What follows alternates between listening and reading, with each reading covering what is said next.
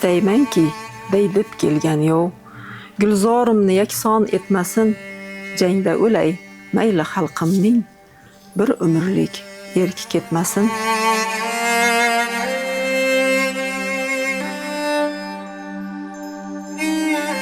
Assalomu alaykum aziz kitobxonlar. Hozir o'qiganim bu she'r O'zbekiston xalq shoiri Shukrulloning Kafansiz ko'milganlar asarida keltirilgan she'rdan bir parcha edi.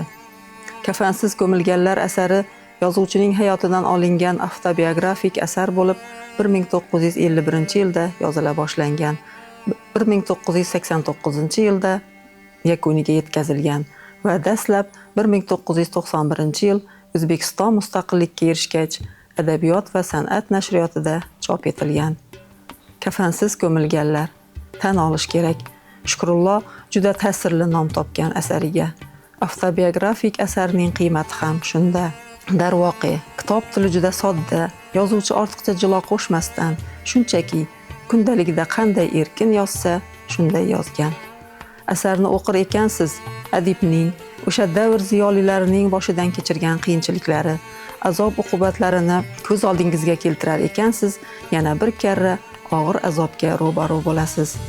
Qatag'onlik davri tasviri, undan ham og'iri o'zining haq dushmani deb ayblanish haqida yozish, mahbusligini eslash, qamoq voqealari, lager hayoti, so'zsizlik. Asar o'quvchiga qatag'on davri haqida tirik lavhalarni namoyish etadi.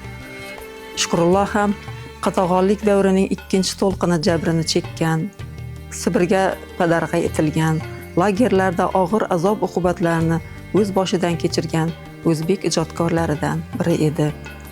Kafansiz ko'milganlar qatag'on davri dahshatlari, sho'rolar davrida vatan xoyini, bosmachi, chet el josusi kabi turli xil tamg'a va uydirmalar bilan qamoqqa olingan yoki qatl etilgan Turkiston ziyolilari haqida hikoya qiladi.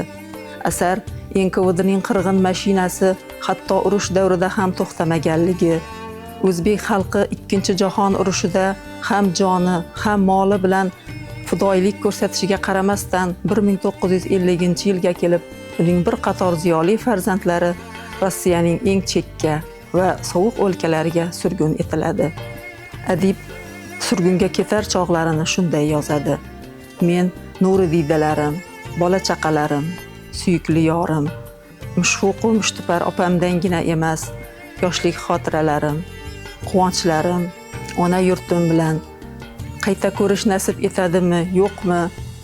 Ota-onam hokiyotgan muqaddas tuprog'imdan manguga judo bo'lib xayrlashar edim. Asarni o'qiganingiz sari qahramonlarning boshidan kechirgan qiyinchiliklari, xo'rliklarini ko'z oldingizga keltirar ekansiz, bugungi Dorilomon kunimizga qayta va qayta shukronalar keltirasiz. Yigit chog'im edi, shaydoyi chog'im. Yov hujum boshladi aziz vatanga, ko'zim qiyib tashlab sevgan yorimni, vatan mehri haqqi jo'nadim jangga. Onam duo qilib qoldi ortimdan, o'zing asra deya bevaqt o'limdan, ona va yor mehri jo'shdi qalbimda, otashlarga kirdim o'lim yo'limdan.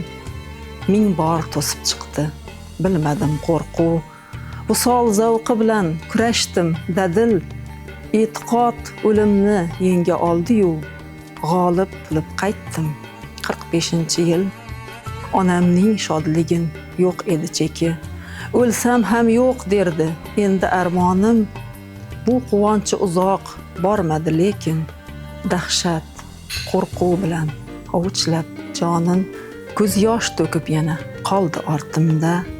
Quruq tuhmatingdan o'zing asra deb meni qamadilar, ne uchun shunda? Onam ham ko'plardek bilmasdi ammo, u ham bilmas edi, men ham bilmasdim. Tinchlikda o'rtadi yana dod, firoq, yov qo'liga tirik asir tushmasdim, o'z yurtimda asir qilindim biroq. Aziz kitobxonlar, sizga asarni o'qishni tavsiya qilaman va mutolaa zavqini tilayman.